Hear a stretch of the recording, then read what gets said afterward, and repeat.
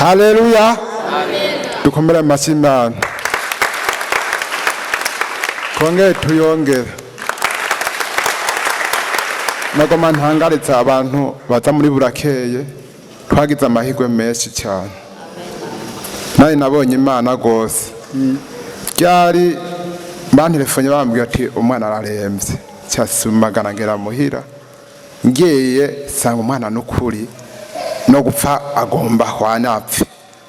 Mbo je ndafata taramugera umuvyeyi ngo mujana kwa muganga. Nari nifitiye ibihumbi 4 byonyene mu mufuko. Cyamubwira ati mujana kuri hope naho banyarutsa naho bitaha abantu kuvura. Kumbura amahera sanga byarahindutse amahera ni menshi cyane abantu bari. Je nyavuga ati nta ngorane. Ngiye baramujana kuri hope bacyamanza mu cyamo serumu ya mbe ya kabiri aho re bamuvura ananatanga amahera. Ndama kaguma telefone ati rungika amahera uze witwajije ibihumbi 60. Naye navuga ati kukazi ntambona. Mugaye ico nakoze naguma senga Imana baramuvura umwana. Umva ngo ubu witwaze ngo 100. Ndavuga ati neko namuhaye 4 ivyo 100 ndabikura he. Muga naguma mvuga ati nukuri n'ubu ngo mumana nyasenga Imana ndazi Imana irabikora. Nukuri Imana hageze hari kwa gatandatu hageze kwa Mungu naje gusenga nayo mahera ntayarongika kandi babananyije bamuvura. Ngiye kwa Mungu baciye telefone ngadi ngaha mu rusengero ndasoka nditaba telefone bacambwira ngo amahera ngo arabonetse. Bacara ncenda yaronka ncenda yasimana kwa muganga. Ngiye kwa muganga sanga umwana vraiment akatura mitende amaserumu arayarya mbona yuko neza na neza ariko arakira. Ivyo rero ndabishimiye Imana kuba bamuvuye bamuha amaserumu nahise ndihayo mahera ahubwo nibitangaza by'Imana naboneye hano hantu n'amafaranga nkayaronka. Bigenze uko nabwiye umuvyeyi ati amahera abona ni menshi cyane nta nosubi nta cura ko atoye mitende cura umutahane. Atashe mwaho kanya nyene asanga ndi muhira cyane nyene ngena hajya nkakwibarabara nyene umuvyeyi nawe yamugwajije umugore ariwe madamu wanje acaragwara acarafatwa nyene.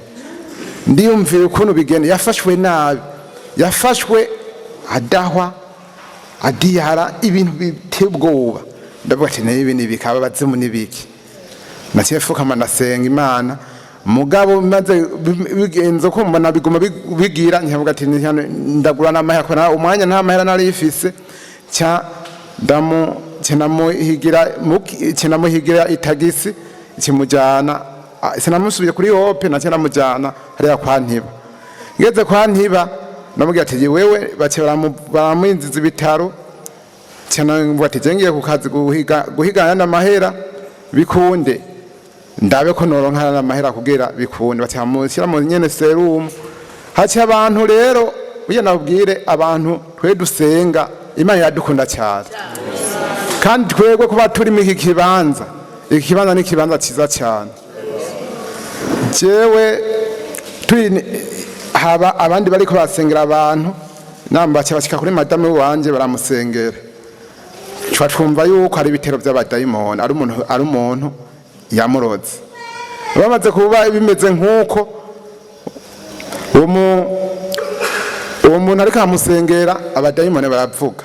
Dusanga nawo mu rupangu kandi biranavuga ngo burya ngo twari twazi kuva imyaka ngo twasanze kagabo kawe ngasenga ngo turaburaho ducya ngo twabinza ngo atari hari ngo niho twabonye kwinjira.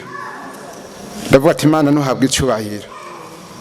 Naye navuga ati je nanjye sinigera ntashinze ntahe. Mbonda ndavuga ati rero ubu rero ko mbonye ukuntu bimeze ubu ngoma nkubita abazimu. Mbo sana telefona chef wa serire Remi ndagusabye uze kuza. Yaje natashe mugabo navuye najewe senze. Mbo bigenze nkuko umuvyeyi ari ngaho araguma ngaho naje ivyo bintu byamufata byarancanze gose cyane. Mugabo maze kuguma ngaho navuga ati je nanze kubona amenye ko ari uko nigeza kwita abazimu ndi muhira naye ndasenga ijoro ryose ndavuga ati ndakwita abazimu ndaze buca mu gitondo yakize sindumva telefone ko yakize muga ndaze rakira yamaze gukira yamaze gukira rero ndashimira Imana yo mu ijuru kandi naperereje ndavuga ati none iyo minsi ntabaye muhira niyiye kumbura mwaha mu kwibonane twaraye muri veye ndibuka wundi umunsi nasimbiye ruguru naraye umunsi umwe niho baciye beneho byo bitero byaciye biza rero ndavuga ati naho byaje namenye ko ari ibyo ntacyo bishobora gukora nta kibazo na kimwe gusa ahubwo genda kwa muganga usanga yarose mitende hanyuma niwabona bamucuye tumukatishiriza hano turakosora sabe mwebwe abapapa n'abamama bari ngaha mwagize amahirwe kuba muto muzinuka muri burakeye je nabifise ikibazo isikindi je namuyageje umudamu wanje ashoboye kuba Dimanche akirwa muhira ari muhira neza akirwa kurikira rudo agakina rudo nkamubwira ati ingo sindabuze ubona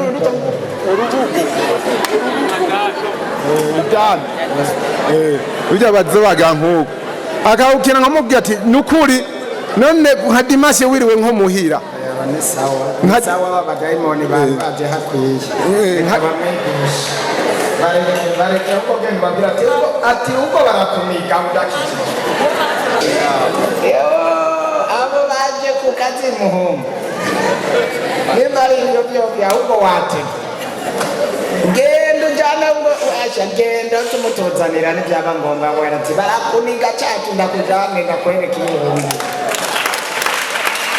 natwe bitwashika niyo bamushikana hano ndakurahiye kwa Mungu mutazaba muri kumwe hano niba mutuzanira yo kwa Mungu noneho muniga atari muri wibereye hano ntazosubira kuguma muhira azocatse yarabimenye neza ko ari byo byari byaje kumukubita ubu arabizi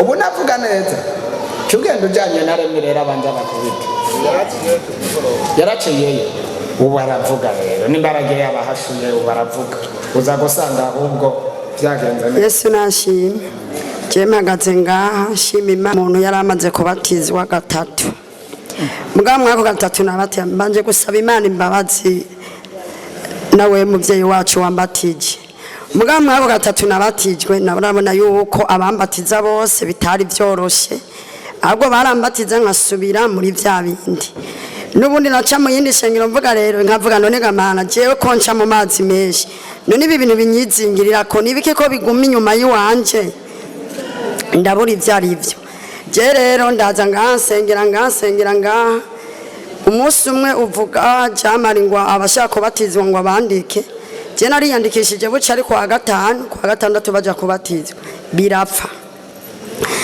ndaza kwa gatandatu n'ubundi musubira kuvuga abazobatizwa kuwa Mungu ndavuga Mana nanje abo kuwa Mungu ngire ndabajemo ndiyandikisha kwa gatatu buca ari kuwa Mungu ndavyuka ndaza ngaha kuva ivyari binzi kuva nkibatirizwa ngaha ivyari binzingiriyeko nukuri ingeso zose ubu ndabona mu minsi maze imisi mbatirizwa ngaha byose biriko biragenda n'abagenzi twagendana badakijijwe benshi bariko baranyikura inyuma jero nari mfise umuntu w'umugabo twagendanye twatanguriye muri 2015 uwo mugabo amenga n'ikigeragezo ciwanje kandi narasenga umugabo rero hageze aho kwishurwa uwo mugabo yarampamagara aho kuja gusenga ahubwo narara mu hoteli sasa rero kwa buca ari kuri bonane yarantelefone arambwira uri hehe je ndi muhira kubera je sinaje muri veyi arambwira ngo duhurire mu hoteli nini ndavuga ye mugabo burya rero je naraye nakiriye agakiza ubu ndibaza ivyo twagendera mu ivyo muri 2024 nivyo muri 2025 ivyo muri 2024 ndabitaye mu mwaka wa 2024 ubu ninjiranye bishasha muri 2025 ivyo iyo ntambara ndayitsindira bura jewe igihe mbatirizwa ngaha nukuri hari ikinyobwa burya satani yarazanye ibintu by'ibinyobwa ifatari namwe abantu babakizwa cyari kinyobwa nanywa ntarabatizwa ngaha cyitwa fangasi kandi iyo fangasi ndayinyoye narapararangana abantu bakavuga none fayida yasubiye mu nzoga je nari maze imyaka 3 atanzogana abantu bambona bakavuga none fayi wewe wasubiye mu kabore ko komera ukora umukizi bateka je nanyoye fangasi ngo fangasi ni kugira kurya tego taje ngaho mbyutse nkayinwa nkabura amahoro nkavuga none kamana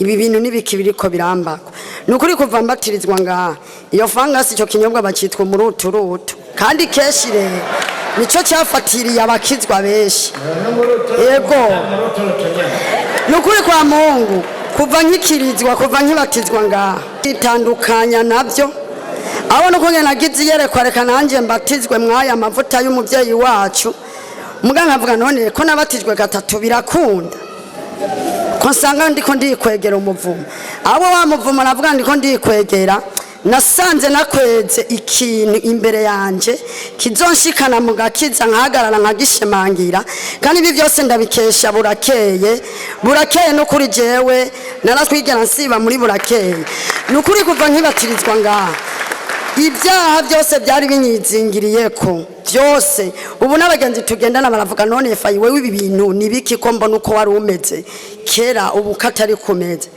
ahubwo namubwiye burya rero byiza namwebwe nukuri mushaka mu nkurikira je murazi kera ko ngene nari imeze umugabo rero ubu namaze gutora inyishu y'ibibazo by'iwanje nukuri ubu ndi muzimu bufise amahoro adasanzwe ubu nabyaha biza binyuka inyuma n'uwo muntu ujya yarantelefone arambwira urihe ndamubwira umve rero ndakubwira ntuzosube ku telefone dukora ibyaha ahubwo uzontelefone umbaza ahantu jewe ninjirira nawe nzohakwinziriza Imana. Haleluya. Iki kintu bita agakiza. Kubatizwa ukava kubatizwa ucuja muri hoteli kwe. Akabwo uwo mubatizo bawitwa. Pega abazimu. Pega ibyago mbega ibara mbega ishano. Nibari ibintu ibara n'ishano n'amagorwa n'amarushwa kubatizwa kacuja mu muruturu.